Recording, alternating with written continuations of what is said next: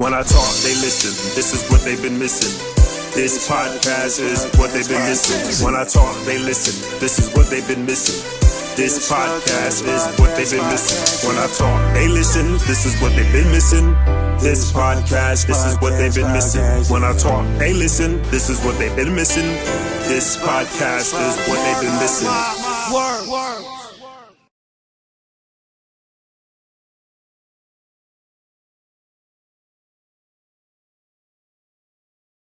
Greetings.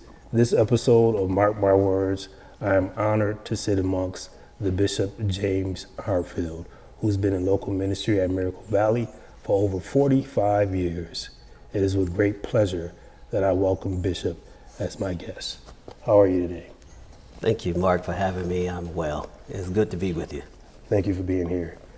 I'm glad that you decided to come and sit and talk with Marc My Words from a faith-based leader aspect. I wanted to spice up my show with some variety, and I think spirituality in this time and this climate is needed and necessary. So I thought, what better person that I can sit with that has the experience and the longevity in the game than yourself? I'm honored. Of all people, you picked little old me. We have known each other for a long time, so it's just definitely an honor and a privilege to be here, and definitely to talk about faith. Right. Yeah. So when you say little old me, is that figuratively or literally? We could take that both ways, figuratively and literally. I'm growing up, still growing. I say that to say because for such a seemingly small guy, you have big faith. You have big power in the community. You have big sermons. So it's definitely a joke. But however, you definitely come out much more bigger than what you appear to be. So with that being said, coming up, just tell us a little history about you coming up and where were you born, what side of town, were you always a man of God, or talk to us. Well, God have been faithful to me. I started preaching when I was 7 years old. Oh, wow. My grandmother started a church called Mount Sinai Johnson Holy Temple. Her and my grandfather and my mom and some of my aunts and uncles was there with her. So I come from a long line of preachers, and always was a little kid, grew up in the city, okay, right off Brown Street. Okay, west side. Yeah, west side. We moved to Fight Square. Oh, okay. That's where my grandmother had her first church, in Fight Square. In one of the apartments? We were actually next to the laundromat. They had a laundromat there, and we had the other side. It was a nice open facility there. Okay. And, could seat about 200 people. And also like a center or something? Okay. Definitely like a center. My grandmother was amazing, and she always had a wonderful sound and a wonderful crowd. So you will find people on a giving Tuesday, Friday, and especially on Sunday, leaving their clothes in the dryer, coming into service. And then the Holy Ghost just touching their lives and blessing them, and then they'll go back and get their clothes afterward. Okay. So it blessed me for years to see her pattern of life and to be one of the only women in the city of Rochester to stand strong as a woman preacher at that time. And her name? Pastor Lavinia Johnson. Okay, Yeah. Pastor Lavinia Johnson. So when you say 7, this was the time that in Fight Square you were like 7 years old? Yes. So when you say preaching since 7, was this around the house? Did you do an Easter type of project? Give us more on that. Well, it was a lot of times. It was strange. My mom, what she would do when I first told her that I really wanted to preach, she's like, "Yeah, nah, you're too little." And you said that at 7? Yeah, that was at 7, and I was so little. Still little, but I was so short and such a little petite little boy, and she was like, "Where's it gonna come from? It's not gonna come out of you." So she built a little pulpit in the house and made me preach to my brothers and sisters. So when I did it, she called my grandmother. She said, "This boy is really preaching." And my grandmother said, "Okay, we'll test him out on the 3rd Sunday." And when I got up that 3rd Sunday to preach, and I saw those people, I went blank. I know you did. I went blank. And my oldest brother, Curtis, he looked at me. He weighed me down. He said, tell them Moses crossed the people across the Red Sea. And I looked at him and I said that, and when I said that, the crowd responded. And right after the crowd responded, it's like I blacked out and the presence of God came over me. And that's all I knew. And from there, I've been preaching ever since. So when did you say, I want to be saved and baptized and in a competent mindset? What age? Well, literally, my grandmother was very old school. At the age of 5 years old, we had church every Friday. And my grandmother would make us tarry every Friday. Well, I remember that too. Remember those? I mean, every Friday. You couldn't miss a Friday. Right. Every Friday we were on our knees tarrying. So slobbing and crying. Crying, Jesus. They made you call on Jesus. So to the age of 5 years old, I really got knowledge of Christ and was accepting him as my Savior. And so at the age of 6 and 7, I was really proclaiming that I had salvation. And it was becoming more real to me at the age of 7.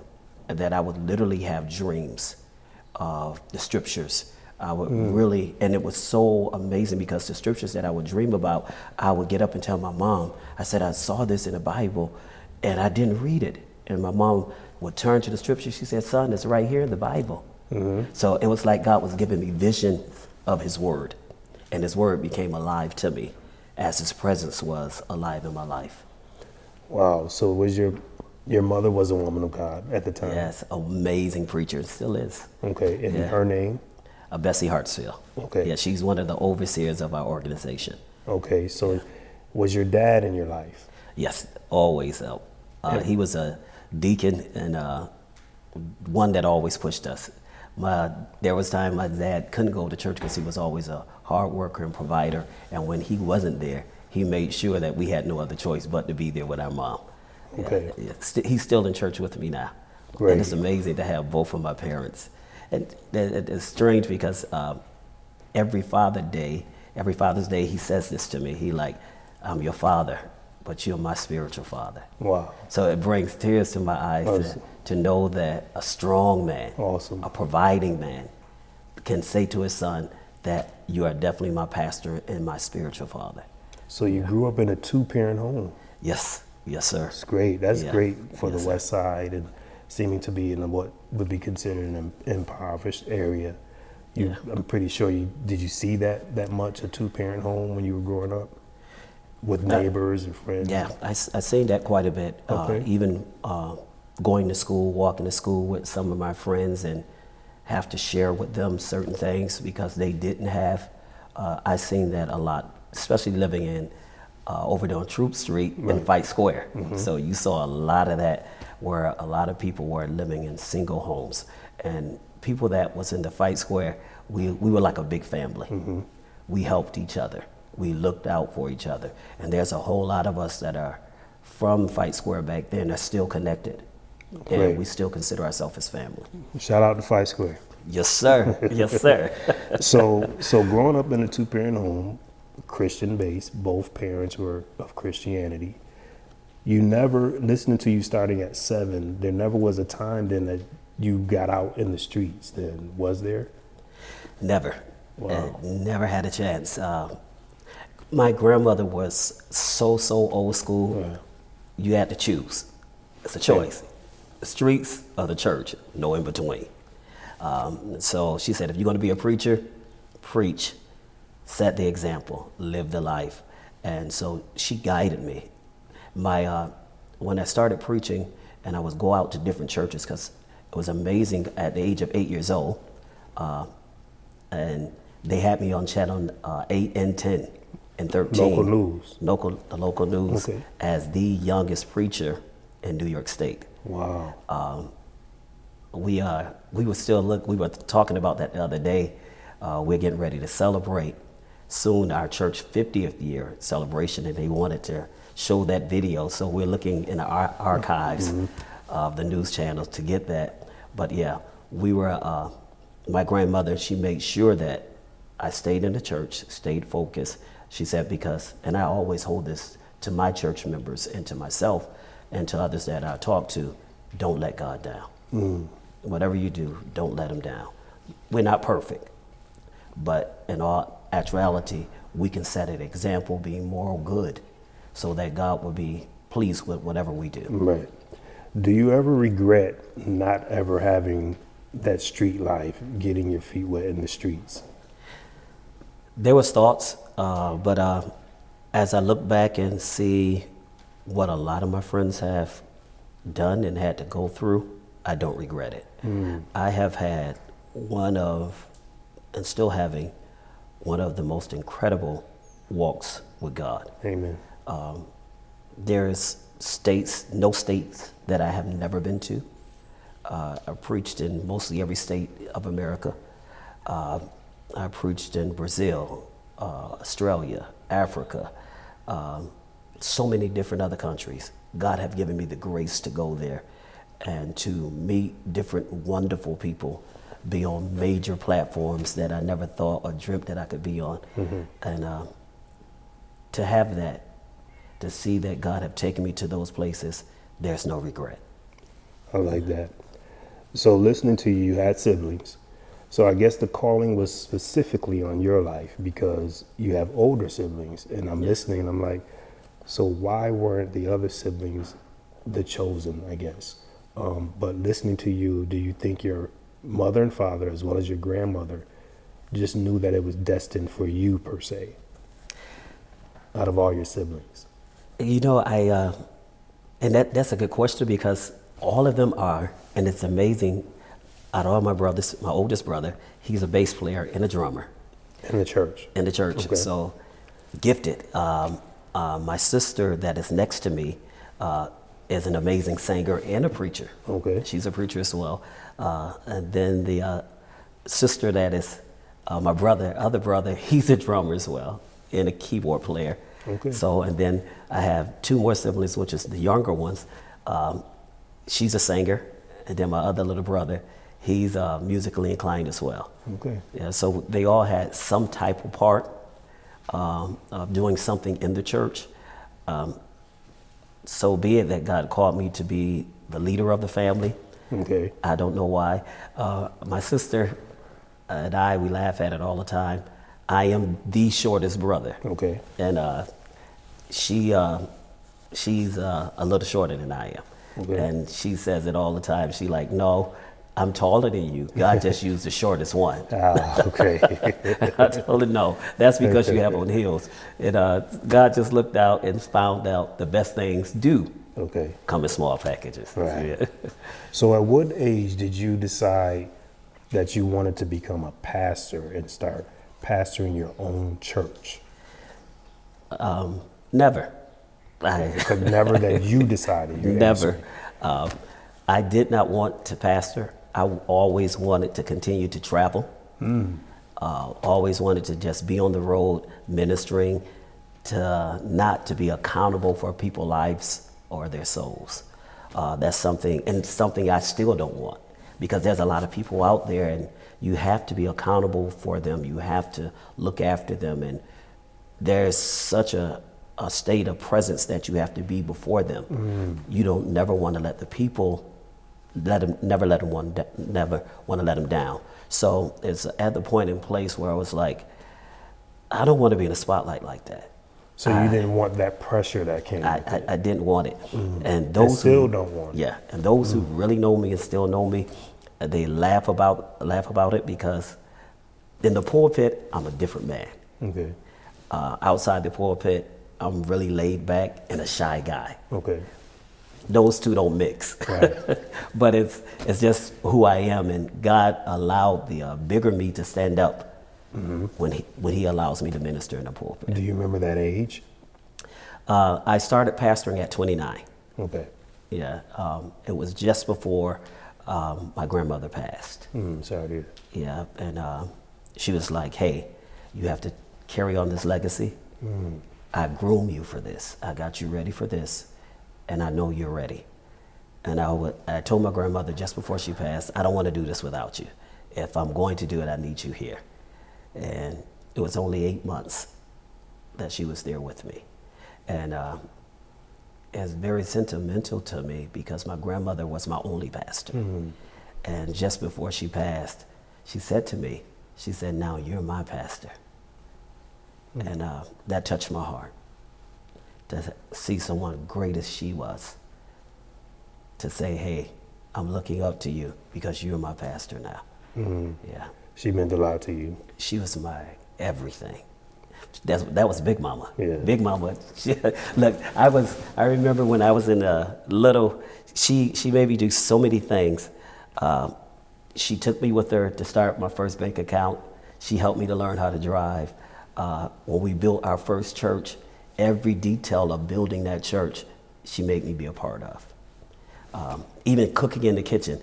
I remember when I was 10 years old, she would put a chair there and say, get on the chair, I'm gonna show you what to put in this pot. I'm gonna show you how to make this. And yeah, she was very inspirational. So I'm hearing a little favoritism from Big Mama. So Yeah. You got some siblings now. There was a lot of time spent with you now. And she would spend time with so many of us. When my grandmother passed in 2000, another great event of our lives, we actually rented the auditorium downtown because we grew so fast as a church. Right before she passed, we rented the auditorium. There were over 1,700 people at her homegoing service. Wow, that says a lot. Mayor Bill Johnson was there, Okay. did a proclamation. They had a write-up in the newspaper. At that time, when my grandmother passed, she had 48 grandchildren, 63 great-grands, and 39 great-great-grands. That's an honor. That's an honor. And I say this to a lot of them. I said, my grandmother loved all her grandchildren equally, but I was her favorite. Yeah, I heard it. I'm listening. I'm like, wait, man, Bishop getting a lot of attention here. Yeah. I miss the days of grandmas. I mean, we come from the grandma era. Yeah. And so it's funny because I've taken on that title as a grandpa with myself, and I take it serious due Yes, to sir. having such a good grandma. Yeah. So sometimes I miss that this generation won't really get those type of grandpas. Yeah. And so I try to be that. Yeah. It's real important. Very. So God bless and rest the soul of your grandmother. Thank you. Thank you. So moving on now, you're a pastor. At this time, you're a pastor though. You're not bishop, because I want to make sure that we differentiate the two. Yes. When your grandmother passed you the throne to Mount Sinai at the time, Yes. you were a pastor. Yes. So explain to me now the difference between a pastor and a bishop. I'm not just a pastor of one local church. I have several churches. That's bishop. That's bishop, yeah. Okay. And then I pastor pastors. Okay. So that makes me the bishop of the organization. Most pastors just have one church. Okay. But when you start getting several churches, you become an overseer or a bishop. And God has blessed us to have churches in several locations. Okay. So, yeah, 4 in Rochester. And then we have churches in, like I said, Africa. Wow. We have churches in, we just had one just open up in Pakistan. Pakistan. Yeah. That's what's up. So God has blessed us. Of course, Florida, where my grandmother came from, we have 3 churches in Florida. We have 2 churches in North Carolina and 1 in Philadelphia. Okay, so when we say churches, are they all titled Miracle Valley, or they're like subsidiary churches? Subsidiary churches. Okay. 4 of them have their Mount Sinai number 1, 2, 3, and 4. So that name is still, that legacy is still carried. Mount Sinai is the organization. Okay. Because we were growing so fast, I changed our local church from Mount Sinai Johnson Holy Temple to Miracle Valley Okay. as the headquarters church, but the organization is Mount Sinai Ministries. Okay. Yeah. And that started when it started on Genesee Street? Yes. I mean, off of Genesee on Holly Street? Yes. Okay. Yeah. So that's when I started hearing about you, you know, because you were a young pastor at the time, and you carried yourself younger. And it's funny now to hear for the first time that you didn't mix or anything in the streets, because you gained attention and momentum from like street people. Yes. Which is interesting, to say the least. I don't want to say weird or anything, because it's interesting because you never dabbed in the streets, but yet you were magnetic to people who did. Yeah. And I think that was because of your demeanor and your age, and you being a male pastor at that time was drawing into people that was in that area of Holly, Genesee, Jefferson. Yeah. How do you think that happened? I was always the type of person, and we are still like that at the church. I wanted to become all things to all men to win them. I just didn't hide behind the four walls. We got out in the streets. Yeah, we did a lot of street ministry. A lot of churches can become stuck with just doing church. For instance, for Father's Day this year, we're just not. I told our guys, I just don't want to do church. Okay. Our guys are jumping on the bus. We're going to New York City, going shopping, coming back, renting a big boat. Then we do, the day before Father's Day, we doing a big boat ride with music and all that stuff. Okay. Just hanging out on the boat, eating, and just having fun. We did that when I was a younger pastor. This was amazing. We had 22 outreach ministries. And today, because we had 22 outreach ministries, the Open Door Mission gave us the key because we've been so faithful for all those years. We go in there, we feed the people, we minister to them every Sunday and every Wednesday. We're there. They gave us total access to do whatever we need to help the people in our community. I believe if you minister to their needs, the people will come. And what happened, they saw that I just wasn't a pastor in the pulpit, but I was a pastor outside. And one of the guys, good friend of mine, Sean Watson, he laughs at it now. He like, right now in the streets, you are called the funeral home pastor. If you don't have a funeral church to go to, or not a member of a church, we open up our doors. Last year I did over 63 funerals and didn't know the people.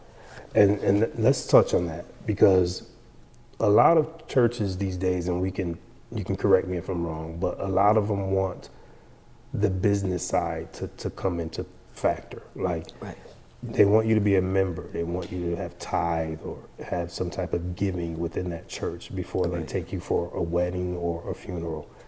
So listening to you take like over 60 funerals of people that you didn't know, what leads you to do that when a lot of other churches they'll decline? What do you think leads you to say yes to those people? My main reason is they have a soul, and they're God's people. Even if you don't see them as God's people, they are still God's people. And you have to be able to reach one in order to teach one. And if you never reach them, they'll never come in.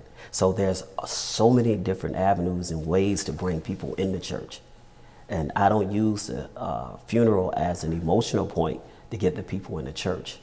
When they see me as who I am and the God that I present, that's what they like. And they'll come back. Right. And even if they don't come back, I had a chance to present God to them. I like that. Yeah. So that's it. That's the answer.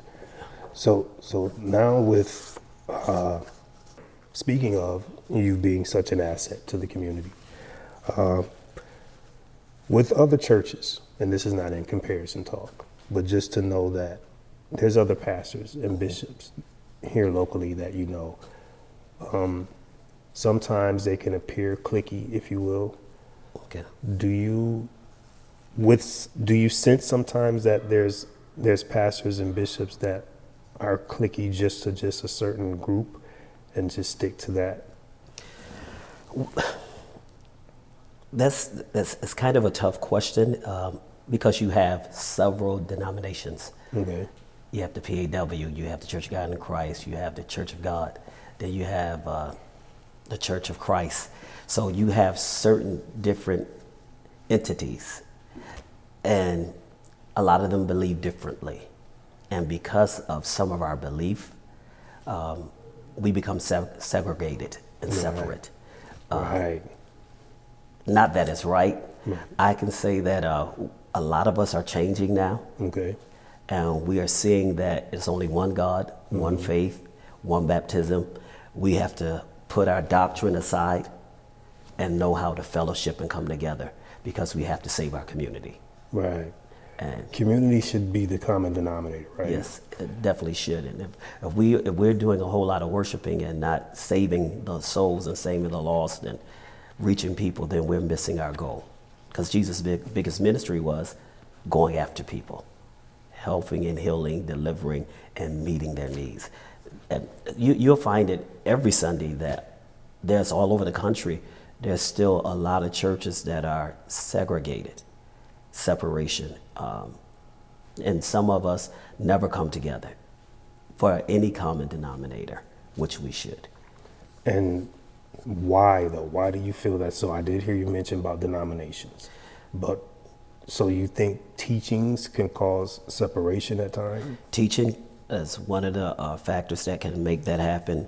And then we can get into the habit of, and I correct myself on this quite often, and I pray about it quite often, and then I ask others, I don't want myself to become to a place where I'm trying to make my church the church. Okay. My place, the place to make everyone come to. Because every pastor in this city has a word. Every pastor has a way of reaching the lost at any cost. So it's not just one church, it's the church collectively. And I said this to our congregation last Sunday, because a lot of people are saying things of, I don't like the church now, the church is this, the church is that, the church is whack, or situations of that nature. And if we really learn the scriptures, the church is us. It is. We are the church. And we make the church the wrong thing. If we go back to making it about the kingdom, the kingdom is at hand. The kingdom wants to be enlarged. And when you find out that it's the kingdom, there's other particles in the kingdom. There's sections to the kingdom. And each section has to have their own identity. Just as we do in a local city, you have the west, east, the south, the north side. Each section is important for us to function as a community. Same way with the church. We might be in different sections, but we set in those different sections to win different people at a different pace and make sure that they all get to Christ, and it's never about us or our church. Right. So would you admit, though, that when it comes to some pastors or bishops, that egos also can get in the way of causing separatism? We're human. And because we are human, there will be some part of us that will be very competitive, which can be good. And then it can be really bad when it becomes to a place where that competitiveness will overwhelm us to be better than everybody. I believe a good competition is always good. Friendly competition. Yeah. So it can help you to say, okay, I like what they're doing, I see what they're doing, and I need to do better.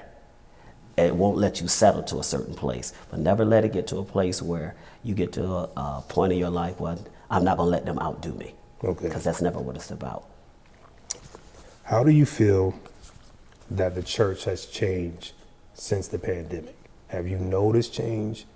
And what's your take on the change of the church since the pandemic? A very good question, and I get asked this a lot, and I'm on several panels with this question. The church have changed tremendously, and if you go to a lot of churches, you'll see that they are 50%, 60%, maybe some 70% are full, but not 100% like they used to be.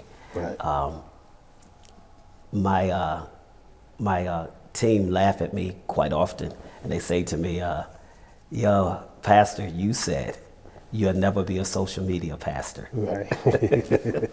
You gotta move with times. Yeah, you talk bad about Instagram, you talk bad about Facebook, you X now, not Twitter any longer, and all the others. And I'm still trying to catch up because I'm barely TikTok. On 3. I'm not on TikTok. I'm not on.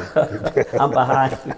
I'm not on quite a few of them, and they're like, Pastor, you got to step your game up. You the guy, but you're not stepping your game up. Because I criticize those things, and the very thing that I criticize, I see that I need it. Because those things help us stay alive as a church. Because a lot of the churches now have closed down because they did not know how to be relevant and how to update themselves to make themselves come back after COVID. COVID taught us how to really look at your audience and really know what they want. Another stickler that I was on, we were so gung-ho, and one of my trustees, he was adamant about it. As we came together every year, we was trying to figure out how we was going to do this in 19 and 20 and 21 with the giving, because giving have changed. Right. They have Giveify now. They did Cash Apps. We never did Giveify. Okay. We never did Cash App. We didn't believe in none of that stuff. We give us a check or give us a the envelope. Yeah. That's how we did it. But now we have Cash App. On every Sunday, our Cash App and Giveify is more than what, because now the people, some that are back, they never stopped the process of what they were doing when they were in COVID. They are not giving cash like you used to. They're doing the card machines, and they're doing Giveify, and then we look at all of that like, wow, this have changed, and it have changed to a point that I was talking to certain pastors. You would have a lot of members say, well, Pastor, I'm not coming back to church. I'm going to watch it on live stream or watch it on Facebook. Bedside Baptist became very popular at that time. It used to be a joke, but it became to fruition. Yeah. After the pandemic, many people were attending Bedside Baptist. And it's so common to them now, because the time they used to go to church, they out at brunch. Right. They're enjoying life, doing brunch. Then they'll come home, they'll do some cleaning up, they'll do some studying. Then they'll watch it whenever they get ready to watch it. Sometimes it'll be 11 o'clock at night. Yeah. And some of them won't give. Right. So COVID have changed a lot of perspective how church is. So we had to become more sensitive and more wise how to re-innovate. You have to re-innovate yourself. Definitely. I personally think, and tell me what you think of this, I don't think COVID or the pandemic was by coincidence when we speak spiritually. I think God wanted to sit the world down and isolate us and get our attention as he did, because even then I had never, as a man of God myself that surrendered in the year 2000, I've never had been as close as I was during the pandemic. And I was like the perfect attendance at church, Bible study, but it wasn't as in the word. I wasn't reading as much as I could have.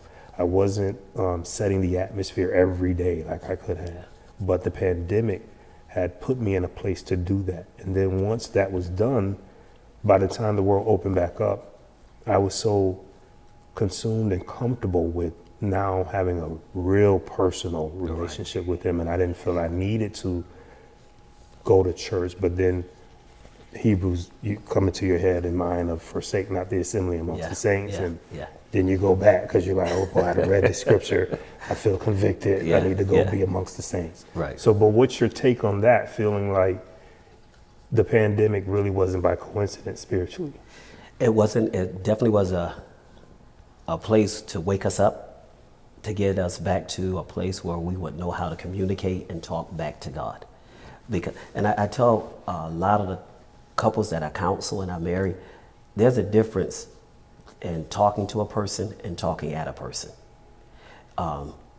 When we really talk to God, we have to be in such an intimacy where he's hearing us and we're hearing him.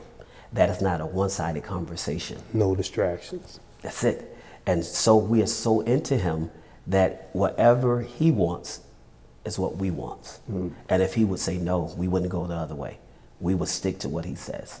And it have taught us solely to depend on him again, because we were depending on so much of what we have done, our accolades and how we have built and what we have done, that God said, no, it's never about what you have, because I will always be the source. You will always just be a channel. So it just got us back to knowing who he is, and not just knowing who we are. And that's a good point. However, business-wise, and this word a lot of times pastors and churches don't like to hear, business. That the actual kingdom have become a business for many. And for some reason, that word kind of strikes a chord with some churches and pastors because they don't want to be seen as a business. Yeah. So from the business aspect of the pandemic, you lose members, you lose ties. Yes. You lose ties, you losing the money. So Right. how did that affect you as Miracle Valley Bishop with the pandemic? Did it affect you guys with business-wise? You know, we were asked that by the members when they came back to the church and like, okay, how do we do? Because we came back and now we've seen a whole lot of things done to the church that wasn't done when we were here earlier. Oh, okay. Our tithe actually came to a point where it tripled. Really? Our giving it was amazing, and we had a joke at the church. Maybe we should shut the church back down. Yeah, because we got more people. We had more money more coming giving. in. Okay. Yeah, they wanted to see their church survive.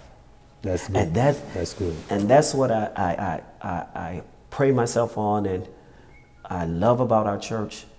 I teach them never make this church about us or God, about ourselves. Sorry, but make it always about God.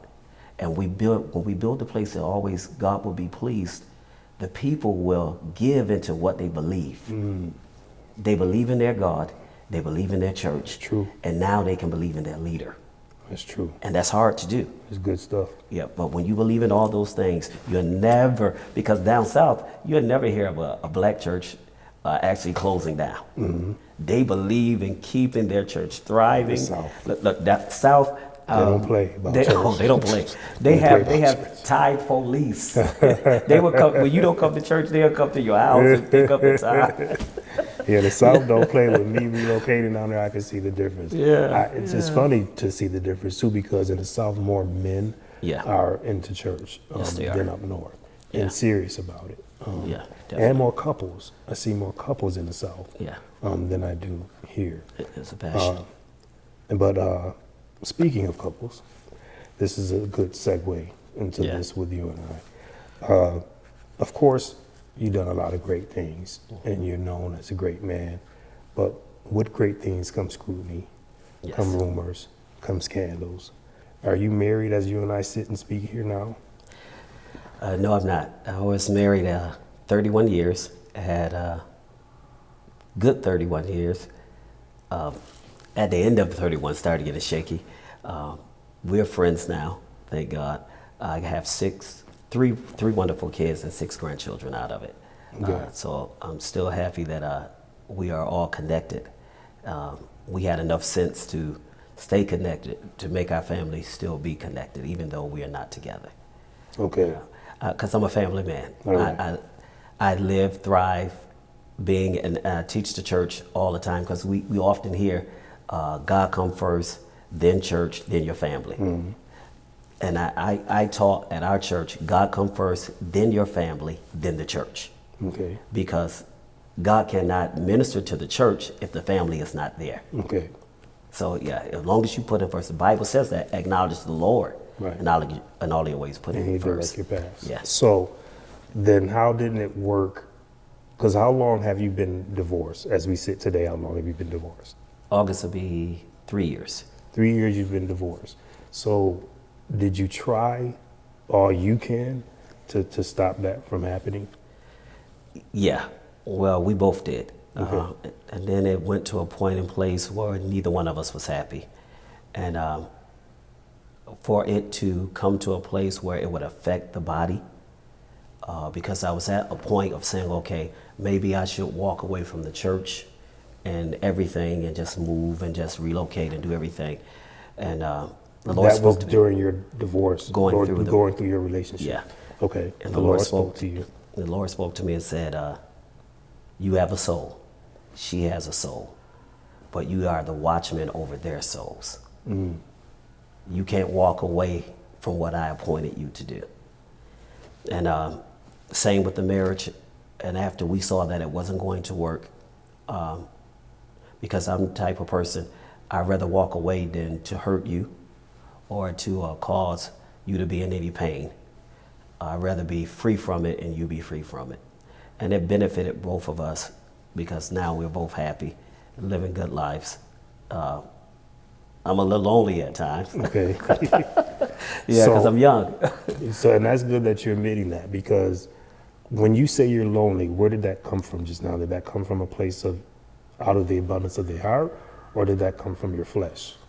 I'm used to being with a person that all my life. Okay. And being around my family all my life. Because you can be around a whole lot of people, but that don't make you feel complete. Correct. Yeah, you can be around them and still be lonely. I'm lonely, but I'm not alone. Right. Yeah. And have you been feeling this way like the past 3 years? Nah, just recently, my children laugh at me because I said to them, because it's kind of hard to try to do the dating game again because things are so different and I'm out of whack. I don't know what to do and what to say. So there's plenty of opportunities, but I come to a point in place like, okay, I'm not going to mess up my life. Okay. I'm going to make sure that if this time comes, this will be the final and I'm done. And we will be to death do we part.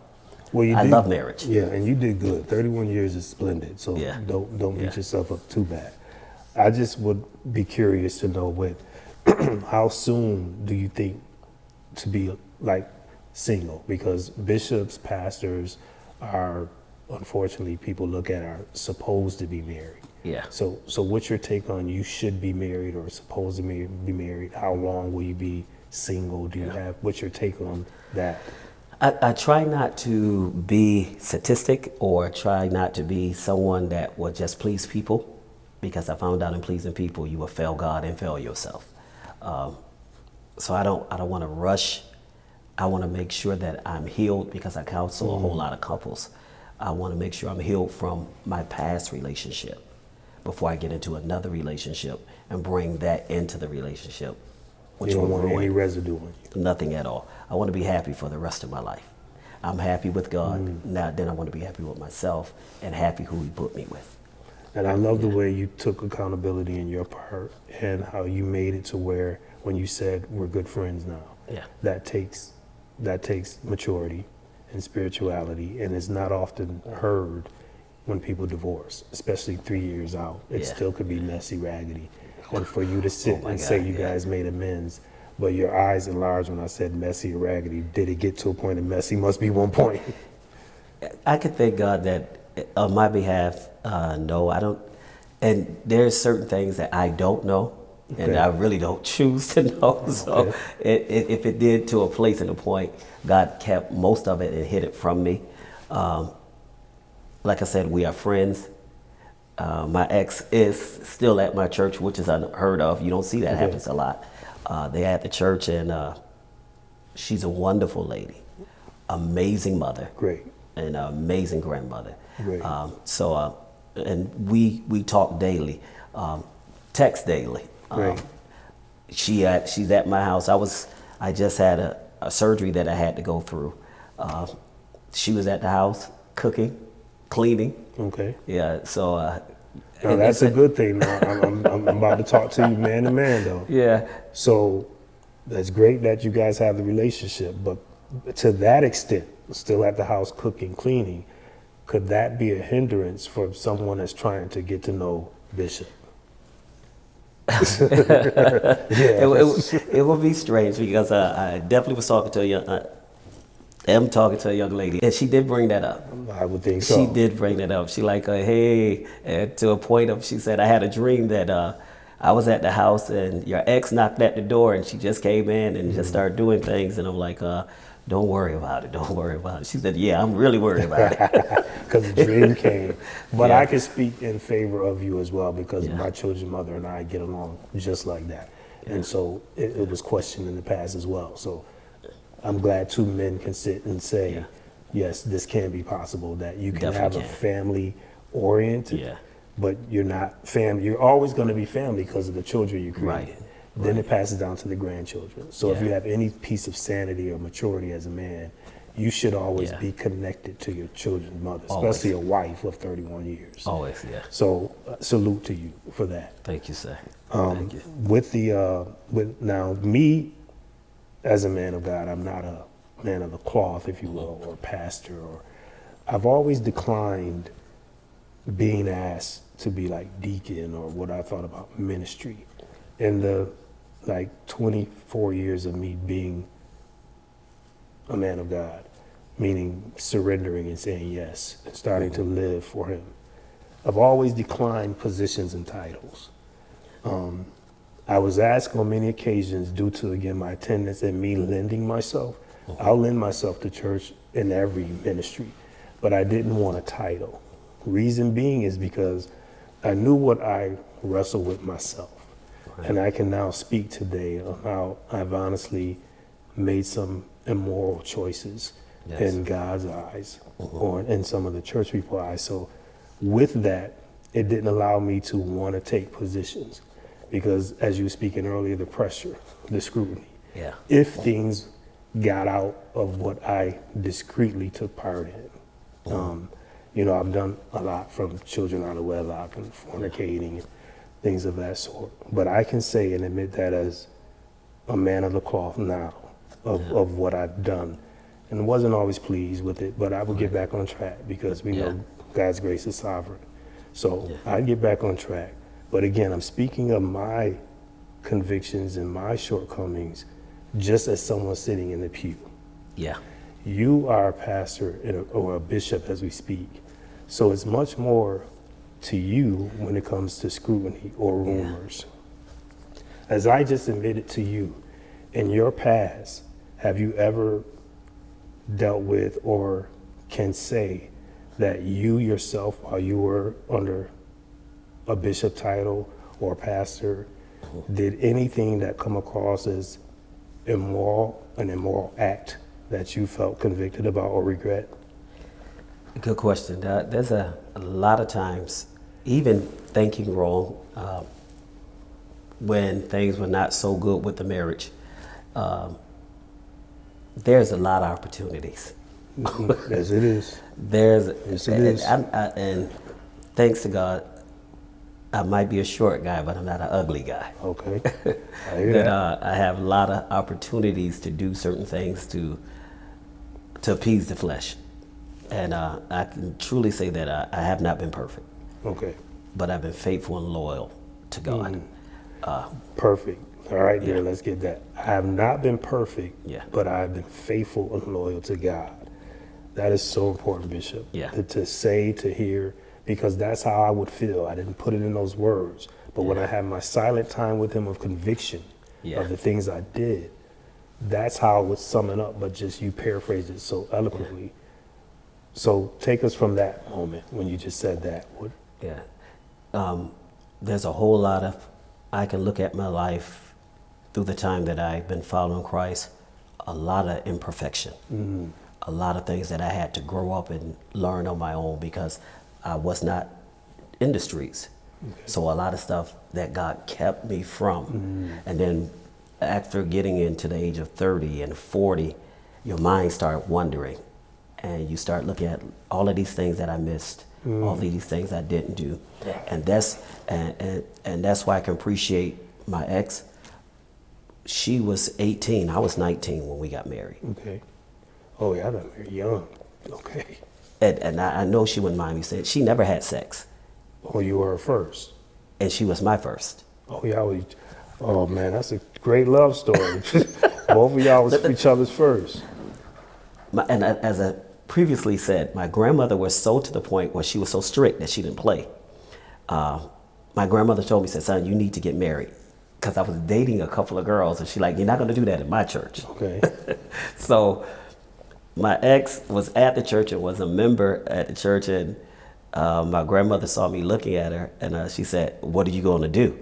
And she said it like that, so we just dating. We just went to the prom. She like, no, that's looked like more than dating. Okay. It looked like something in your eyes there. She said, marry her. I'm like, Grandma, we only had one date. I promise you, 2 months later, October, I proposed to her because the pressure was on. And November came, December came, my grandmother said, when is the date? I said, Grandmother, we only been dating 2 months. We have not got to know each other. She said, you got to know each other long enough. Set a date.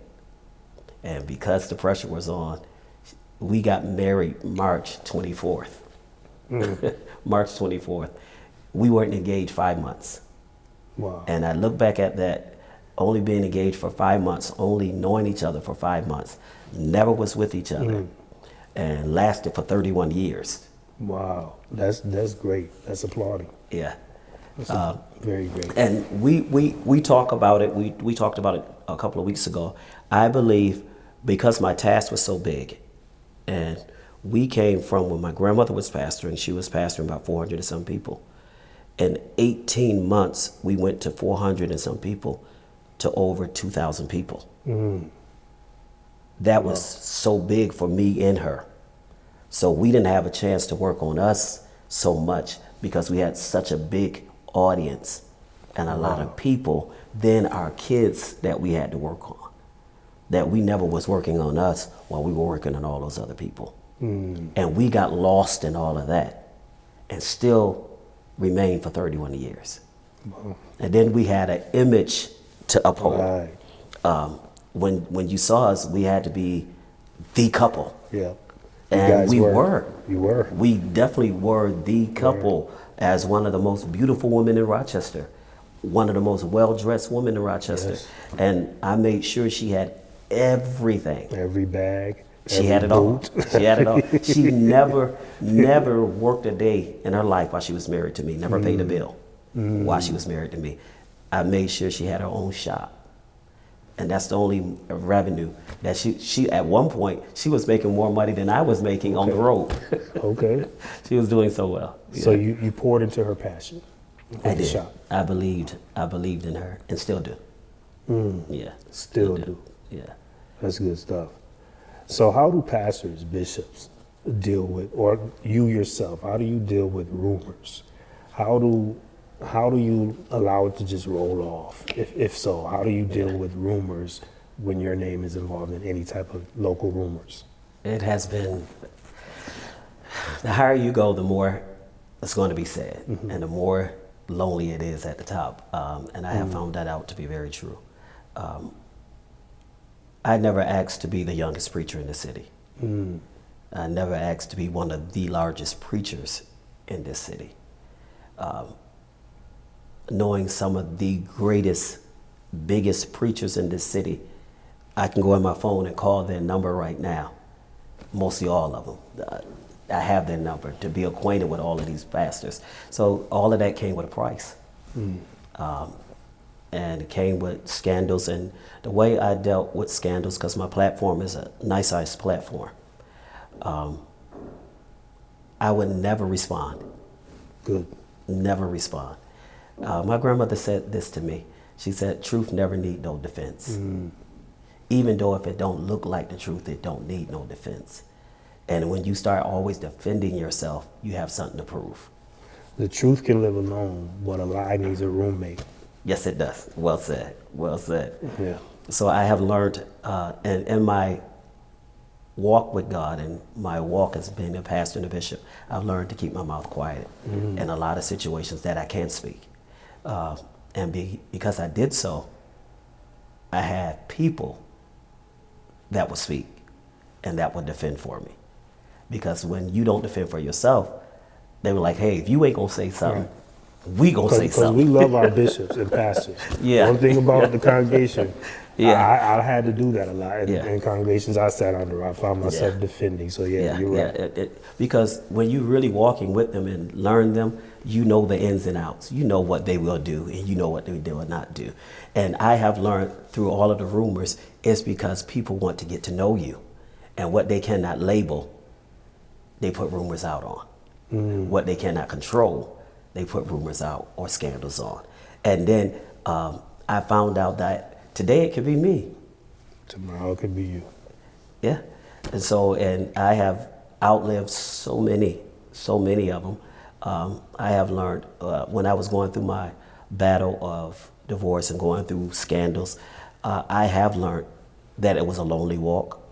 A lot of people that were with me wouldn't walk with me any longer, wouldn't reach out to me any longer. So when you survive the storm and your storm run out of rain, then you see people coming back.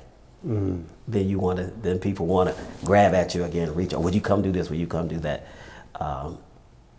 And I have learned through the storms and the rumors who not to attach myself to and who to stick with.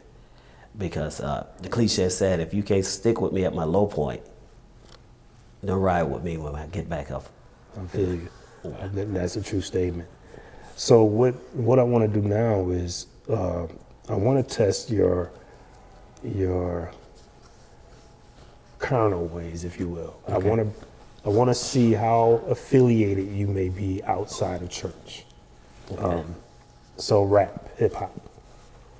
If you had to listen to a hip hop artist today, who would it be?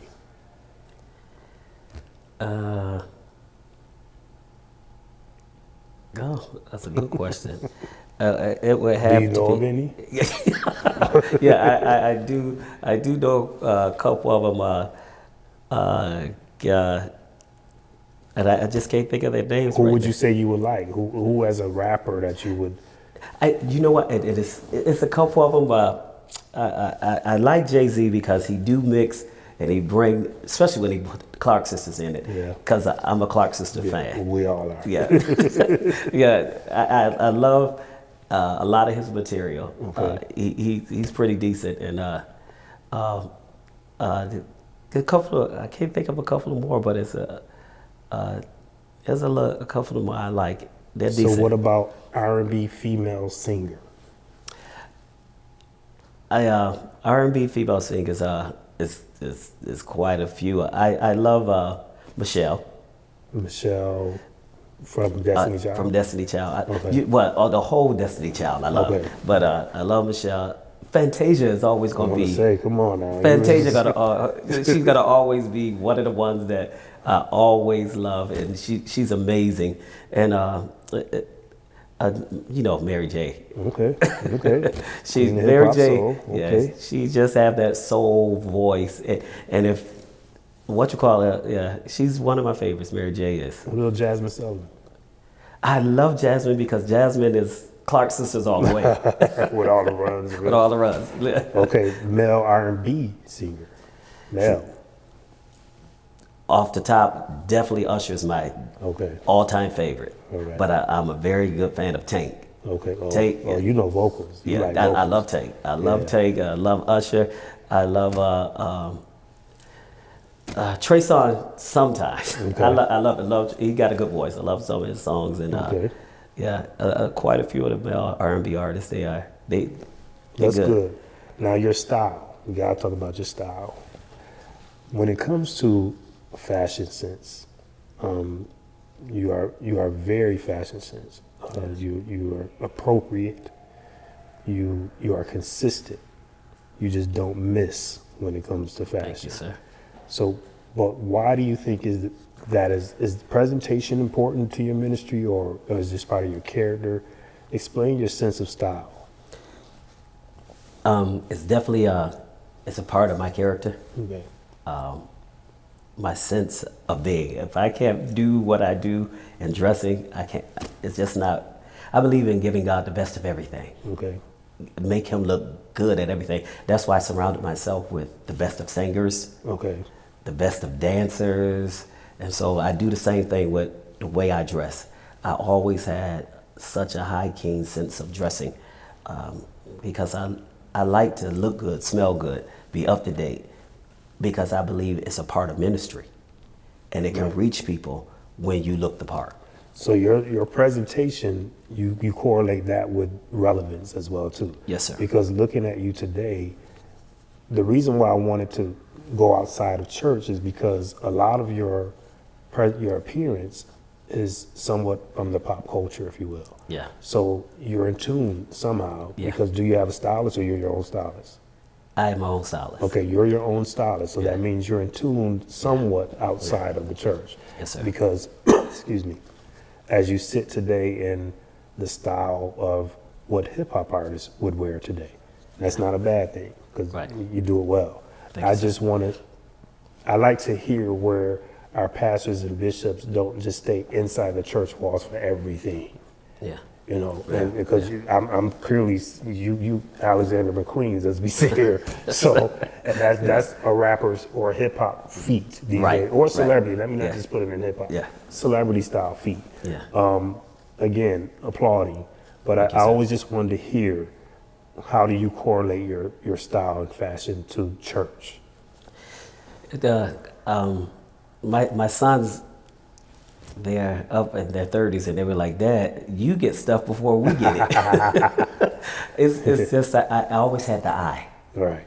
I can, if I'm going past a store or if I'm online or something, I just have the eye of and the sense of how to just put things together, make it work and make it relevant.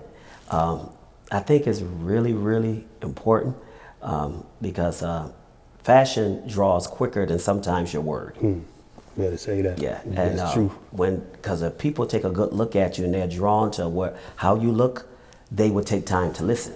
Because if you're put together, if you can put this together, Yeah. then you can put other things together. Is how people see it. A lot of people see it that way.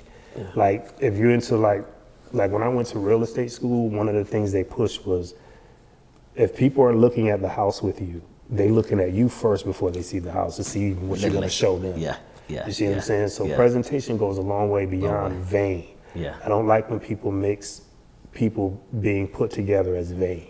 Right, It's because it's not. Some people just want things done in the spirit of excellence, even in their presentation. Exactly. So it's important that we be able to decipher the two to say, no, it's not vain. It's one of my characters, and I believe it's okay to be this way as a man of God. Yeah, I really believe that because, like I said, once again, it's many tools to reach people. I literally really want to open up a spot and like have a boutique? and have it right here in Rochester. And do that because that's my passion in my heart. I don't know if you remember when you were coming around that I was one of the guys that was very keen on my hankies. Oh yeah, you were. You were the one that first started that I noticed. Yeah. The flipping of it, flipping, the broadening. It was like a flower, but Yeah. like a blossom. Yeah. It was like you were the one I saw bring that style here, as far as to not make it so boring and just sitting in the triangle. Yeah. So yeah, I remember that. So as we conclude here, though, I just want you to tell us what you got going on these days. Of course, shout out your church and the address, the times. But what do you have going on these days, and as far as outreach as well, outside of the church? Yeah. Well, we're getting ready. One of the major things that helped us and blessed us as a church to grow was we were very creative in doing things on the outside, such as plays and street ministries and things of that nature. We're getting ready to go back doing hit plays. Okay. And I'm not being biased. I'm just telling the truth. Some of our plays was just as good as Tyler Perry's. All right. Yeah. We were doing some of the most greatest plays that you wanted to see, and it drew a whole lot of different type of people. Okay. We're actually putting things in place to do that right now. I'm getting ready, and it's strange that you said that, to do a book of how pastors and bishops could go traveling and how they should look. Because I have a book out already, but this is going to be a fashion book that I want to put out to teach us how to dress so we don't look so churchy. Right. That's so important to me. You could be that is so important, bro. Do the church thing in the church, but when you out, But even in your church, though, you have your Bishop Roseby tailored. So even in your church stuff, it's still you. Yeah. So what is the book title? You said one is already out. What is that title? The book that I have out now is Favor is the Endorsement of God. Okay, and you can find that where? It's on Amazon right now. Okay. Yeah, so and we're definitely about to do the other one with the fashion. Then we have the third book will be out by the end of the year, which is called From the Grip of Shame. From the Grip of Shame. From the grip of shame. So we're getting ready to put that one out, which is really detailed. Okay. Of what we have to do to overcome the shame, the hurt, the pain, and all those things, etc. So we need that. Yeah. So that shame how to overcome that. Yeah, because it leads to depression. You separate yourself from everybody. So we're dealing with all those issues in that book. We are getting ready to do our Holy Convocation in October. So we're getting ready to do a lot of things in Rochester, teaming up with different pastors in the city, doing different things to help our community and heal our community. Okay. When you say heal, just speaking of mental health, what's your take on that? Because a lot of churches don't speak of really mental health in the pulpit. So when you say heal, that ignited me to think of mental health, which is very important, especially to men as well as women. But mental, I like to highlight men in the word itself. So why do you think that do you speak of it first in your pulpit? And if not, why do you think it's such a scarce topic? I believe it's a scarce topic. It's a lot of pastors refrain from it. It's because we were taught to be strong and so hard and enduring, and we always believed from the fact that we don't need to be counseled or we don't need to be going to a therapist. God is our therapist, right? Which indeed He is, and He's going to always be the one we can talk to. But there's some things that you need on earth. Yeah, you need on earth, and you need medical attention to help you help yourself. Because certain things God ain't going to fix. He give you the ability to help it get fixed. Right. And until we do that, we'll still suffer with mental disabilities, mental disorders, and there's nothing to be ashamed of. It's not. It's And, really not. and we were taught that it was. If you're going through to a therapist, you ought to be ashamed of yourself. No. It's to help us to get back on track, because we hold in stuff so long that it destroys our body, our mental. It destroys who we are. So we need to definitely have a mental healing, spiritual healing, emotional healing, and community healing. So is that something that you can yourself start speaking of more in your pulpit? Again, in the pulpit, it's just Yes, sir. we didn't hear it a lot. Yeah. So if I can ask any request, even though I'm not a member of your church, but I'm a member of community. Yeah. And I'm always concerned with mental health with us. Definitely. That's one of our outreach programs. My cousin Tiana Johnson has a program helping with mental health. Health rather. So we believe solely in it, and we push it and back it. I appreciate that.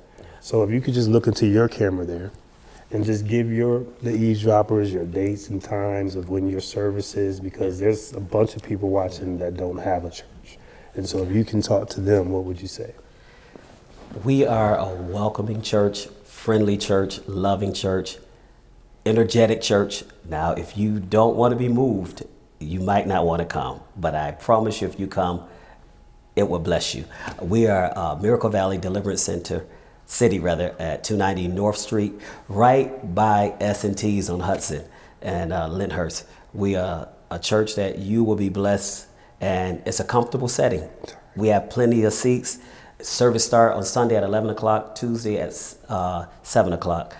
Come and be blessed. Our youth department is second to none. My son, Kevin Hartsfield, is a blessing, and he's pushing our youth to be the best that they could be. And if I may add, they shout. So if you like to shout and get your praise on, yes, sir, that definitely is your church. Bishop, it was such a pleasure to sit with you. This hour has been phenomenal.